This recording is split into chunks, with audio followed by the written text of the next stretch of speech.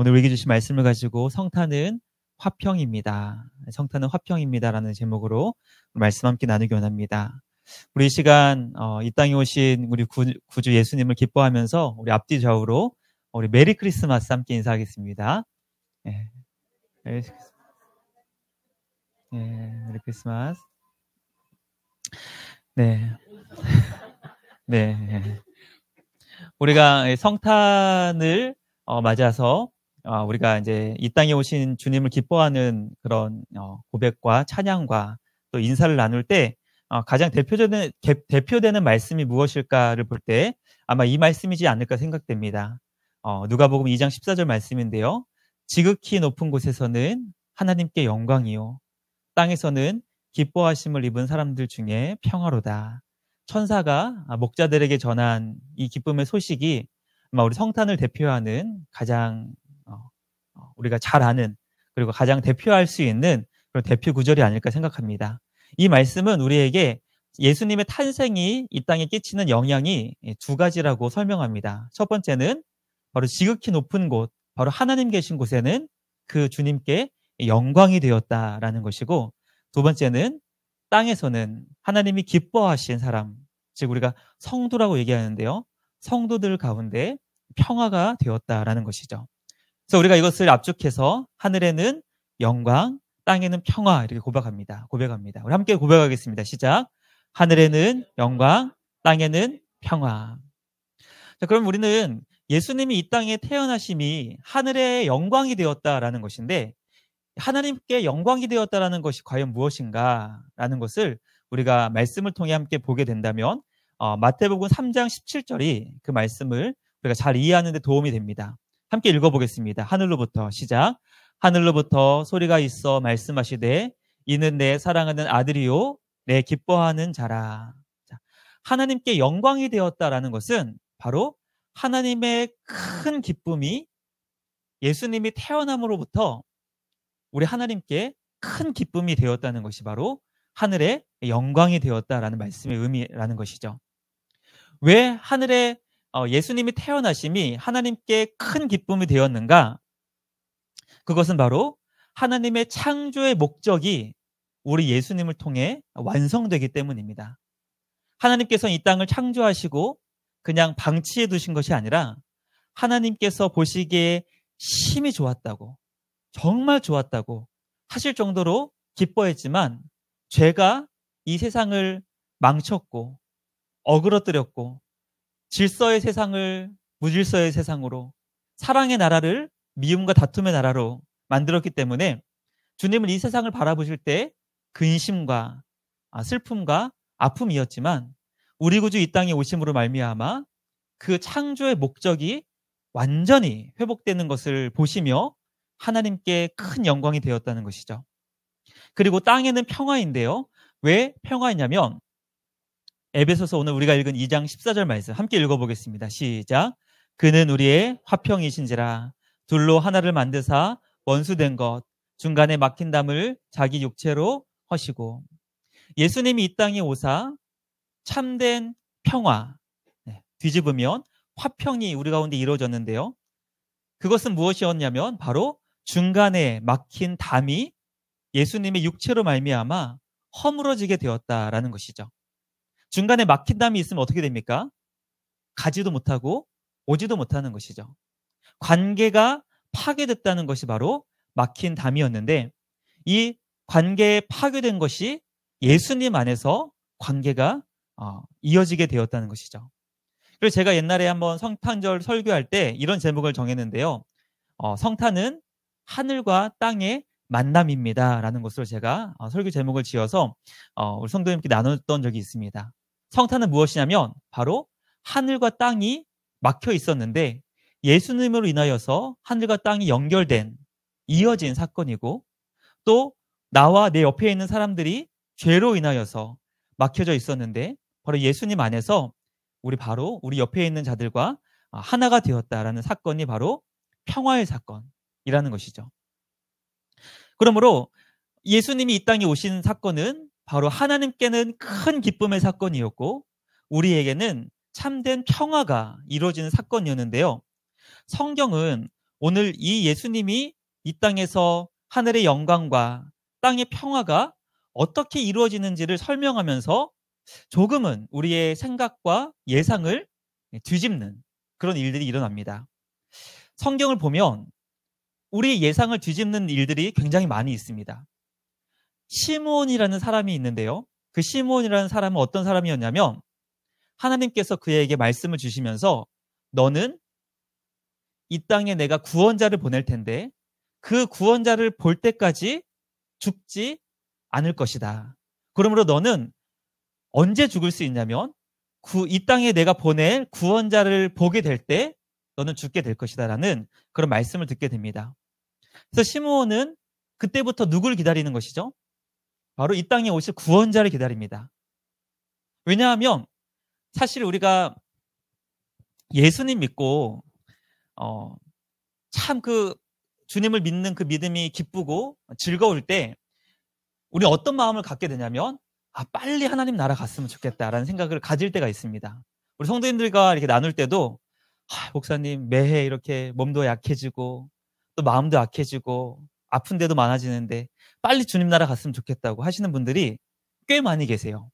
예. 그런데 정작 죽을 때가 가까이 오면 죽기 싫다고 하실 때가 있지만 우리가 정말 구원을 맛보고 주님을 믿으면 빨리 하나님 나라 갔으면 좋겠다. 이 죄 많은 세상 또 점점점 약해지고 아픈 데도 더 많아지는데 하루 더 사는 게 뭐가 의미가 있나 하는 그런 분들이 계시죠. 아마 시므온도 그러지 않았을까 생각합니다. 로마 제국의 압제 속에서 믿는 사람들은 서로 사랑해야 되는데 종교 지도자들은 백성의 것들을 약탈해가고 또 세상의 정치가들은 수탈해가고 그러므로 뭐 하나 평안하게 살 수 없었던 예수님 시대의 시므온도 하루속히 주님 나라 가고 싶지만 그가 받은 예언 무엇이었죠? 구원자가 이 땅에 오시는데 그 구원자를 봐야지만 하나님 나라 갈 수 있다는 것이죠. 그래서 시므온은 그때부터 날마다 성전에 갑니다. 날마다 성전에 가서 언제 구원자가 이 땅에 오실까? 언제 다윗의 왕자를 가지고 이 땅을 변화시키는 구원자가 올까를 기대하고 또 기대하는 그때 드디어 우리 구주 예수님이 할례를 받으시러 성전에 오시는 사건을 보게 됩니다. 그때 시므온이 그 아기 예수님을 보고 어떤 고백을 했냐면 이 고백이 바로 우리의 기대를 뒤집는 고백인데요. 제가 읽어드리겠습니다. 시므온이 그의 어머니 마리아에게 말하되 이르되 보라 이는 이스라엘 중 많은 사람을 패하거나 흥하게 하며 비방을 받는 표적이 되기 위하여 세움을 받았고 또 칼이 내 마음을 찌르는 칼이니 이는 여러 사람의 마음의 생각을 드러내려 함이니라 하더라.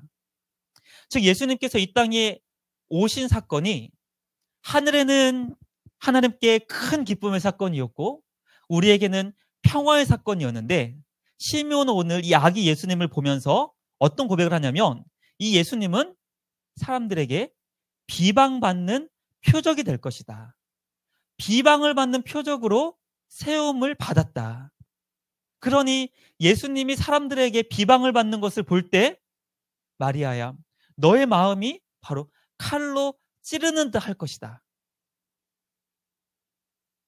이것은 마리아도 예상하지 못했던 고백이었을 것이고 어쩌면 시므온도 예상하지 못했던 그 아기 예수님을 바라보며 그가 성령의 충만함으로 이 아이가 앞으로 살아갈 그 삶을 미리 내다보면서 얘기했던 예언자적 외침이었습니다.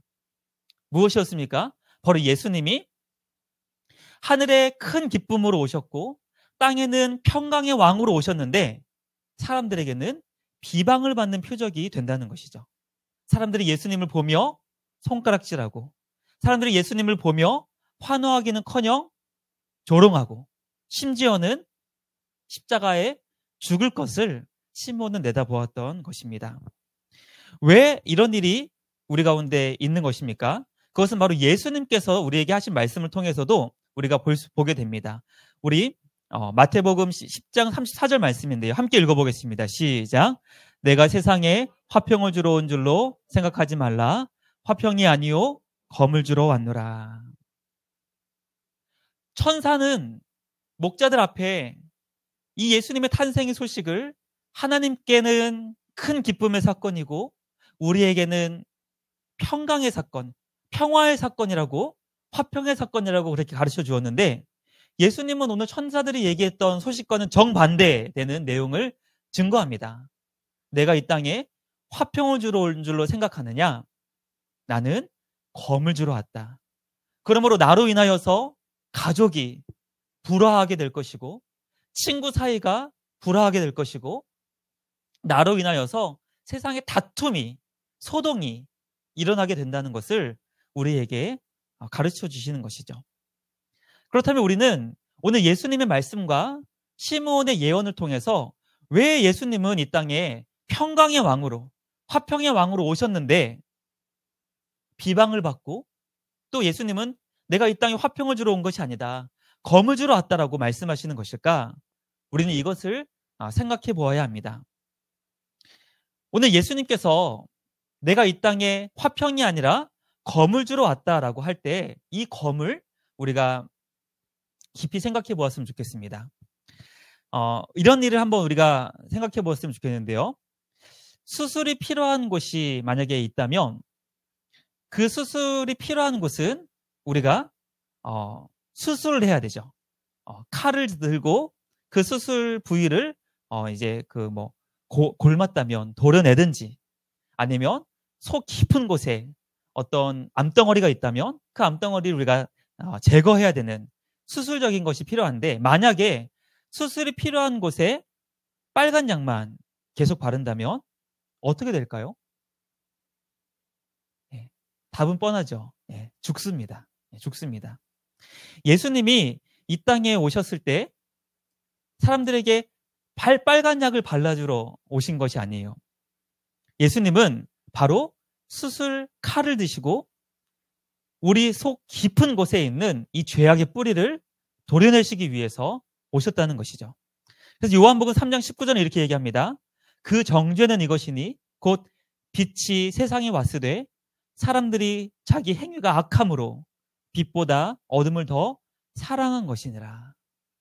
예수님이 이 땅에 오셨을 때 빛으로 오셨죠. 어두운 세상 가운데 소망의 빛, 생명의 빛, 참된 진리의 빛으로 이 땅에 오셨음에도 불구하고 사람들은 자기의 행위가 악하기 때문에 빛을 싫어하고 어둠을 더 사랑했다는 것입니다. 우리가 예수님 믿음으로 인하여서 이 땅에서 사람들에게 환호받기보다는 예수님을 믿기 때문에 사람들에게 핍박을 받을 때가 더 많이 있는 것을 보게 됩니다. 제가 오늘 말씀을 준비하면서 어떤 백인이 살고 있는 마을에 흑인이 이렇게 오게 되었다는 것이죠. 그때 백인들이 살고 있는 마을에 흑인이 오게 되면 어떤 일이 일어나게 되죠? 백인 사람들이 기뻐할까요? 아니면은 싫어할까요? 네, 싫어하겠죠.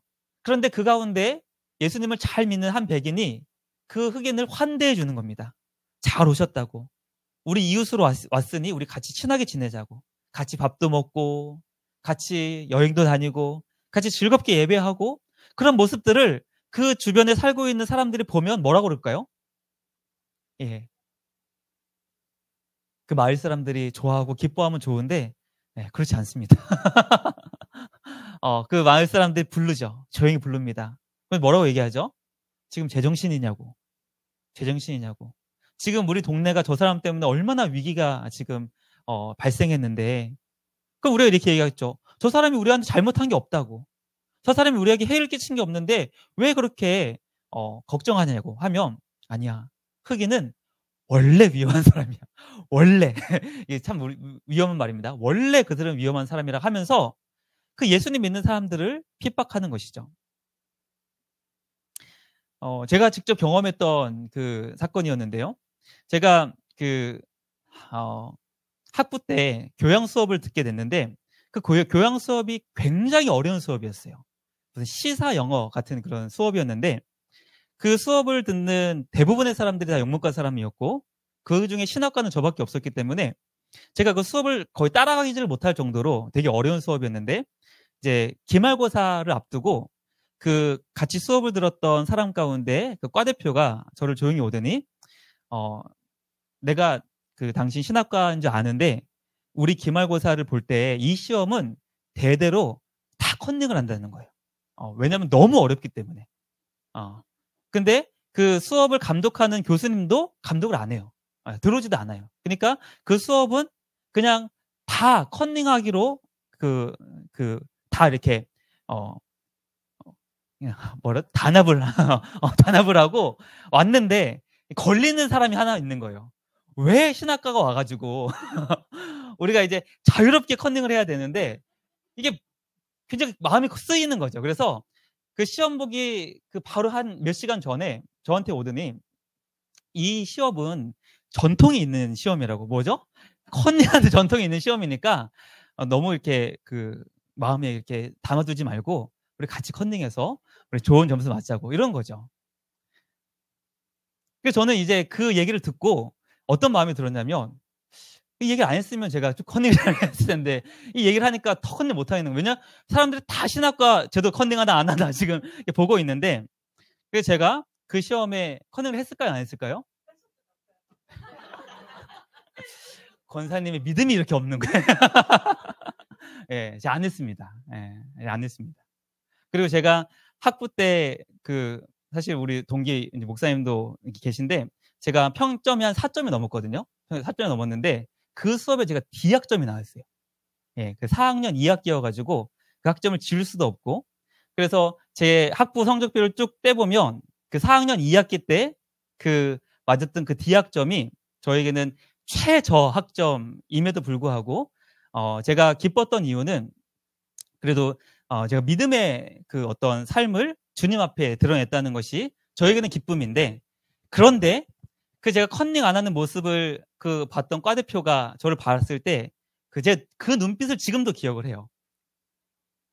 쟤는 왜? 알려줬는데도. 예. 그러면서도 그 표정이 굉장히 불편했던 표정으로 제가 이렇게 보게 되는 것이죠. 우리가 이 땅에서 믿음을 지키고 주님이 우리에게 정직을 알려주셨고 주님이 우리가 어떤 삶이 바른 삶인지를 알려주셨는데 우리는 다른 사람보다 더 잘한 게 아니에요. 다른 사람보다 더 어떤 뛰어난 삶이 아니라 그냥 말씀대로 살아가는데 사람들은 우리의 삶을 보고 미워하는 것이죠. 왜 다 그렇게 불법을 하고 다 그렇게 편하게 살아가는데 왜 저 사람들은 뭐가 잘났다고, 뭐가 대단하다고, 뭐가 위대하다고 그렇게 자기들만 잘났다고 그렇게 살아가느냐라고 하면서 빛을 미워하고 어둠을 사랑하는 것을 보게 됩니다. 그래서 이 땅을 우리가 살아가는 그리스도인의 삶을 바라보는 세상 사람들은 어떤 삶을 살게 되냐면 말씀을 거부하고 말씀을 조롱하고 말씀을 핍박하고 말씀을 모욕하는 삶을 우리는 살게 된다는 것이죠. 그래서 우리 구주를 이 땅에 10달 동안 잉태하고 낳았던 마리아가 세상 사람들 앞에서 핍박당하는 예수님의 모습을 보며 어떤 마음이 들게 되냐면 바로 칼이 그 어머니 마리아의 마음을 찌르는 듯 할 것이다 라는 것이죠. 그리고 만약에 이 마리아와 같이 우리 구주 예수님처럼 말씀대로 살아가는 성도들의 삶에는 바로 칼이 그 마음을 찌르는 것과 같은 고통이 따른다는 것입니다. 그래서 J.C. 라일이라는 목사님 이렇게 얘기합니다. 함께 읽어보겠습니다. 시작. 하나님의 자녀는 내면의 평화와 함께 내면의 전투로 알려진다. 성도는 어떤 존재로 이 땅에 드러나냐면 주님이 우리에게 영원한 평화를 주셨기 때문에 내면에는 참된 평화가 그 가운데 드러나지만 그 평화 한편에는 바로 영적인 전투의 삶, 영적인 전쟁의 삶, 사람들은 우리를 조롱하고 미워하고 시기하지만 말씀대로 살아갈 수밖에 없으니 바로 전투하는 삶으로 성도의 존재는 드러난다는 것을 우리가 깨닫게 되는 것이죠. 그러므로 예수님께서는 이 땅에 수술이 필요한 부분을 집도하는 의사처럼 예수님의 탄생으로 인해 죄로 막힌 담이 주님의 몸으로 허물어졌다는 것을 가르쳐주고 있습니다. 그러므로 수술한 부위를 빨간 약만 바르면서 죽음으로 우리를 인도하지 않으시고 바로 이 땅에 수술용 칼을 들고 수술 부위를 정확하게 그 죄의 뿌리를 도려내시는 그 의사와 같이 우리 주님은 이 땅에 우리 구주 예수님의 몸으로 친히 우리 모든 주의 백성들을 수술하시고 죄로 막힌 담이 우리 주님 안에서 허물어졌다는 것을 우리가 깨닫게 되는 것이죠. 그러므로 예수님은 우리에게 화평을 주십니다. 예수님 안에서 이 세상은 서로 하나가 되고 예수님 안에서 서로 양보하고 사랑하고 존중하고 존귀 여기는 일이 일어나게 된다는 것이죠. 그러므로 오늘 이 땅에 오신 예수님은 우리에게 참된 평강, 참된 평화, 그리고 하나님께는 큰 기쁨의 사건을 우리에게 주십니다. 그러므로 예수님 안에서 참 평화를 얻은 자로서 항상 기뻐하고 감사하고 주님만을 노래하시는 복된 믿음의 삶 되시기를 주님의 이름으로 축복합니다.